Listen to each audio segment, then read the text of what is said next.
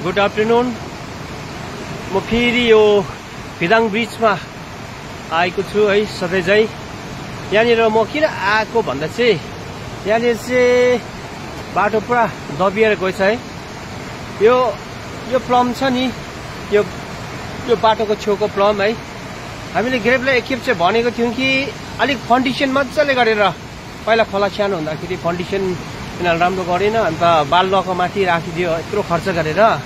अहिले हेर्नुहोस् न यहाँनिर बाटो अब यो पुरा छिनेर जाँदैछ है।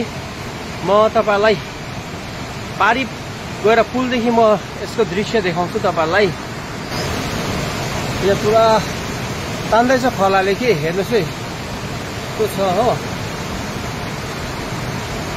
तान्दैछ खोलाले।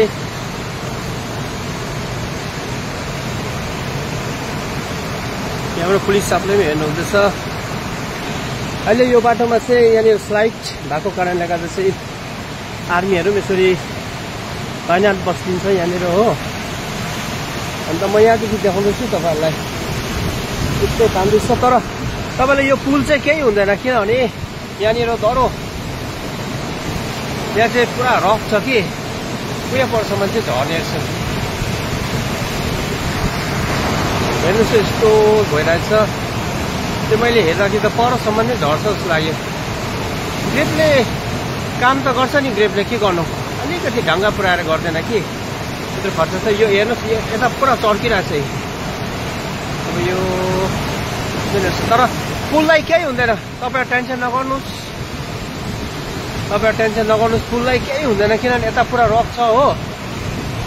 त्यो झर्यो उता साइडको यो प्लमहरू चाहिँ झर्नु सक्छ। यता एकदमै ओके छ। खोला अलिक सानो भर्किरहेछ भन्दा। आज मैले जस्ट तपाईँलाई देखाएको है। म बिहानै अघि चाहिँ साङ्कलाङ गएको थिएँ है। कति यहाँ फिदाङको मात्रै हेर्नु भनेर तपाईँलाई साङ्कलाङको पनि देखाउँछु भनेर चाहिँ मैले साङ्कलाङ गएको थिएँ है। अन्त यहाँ आइरहेछु।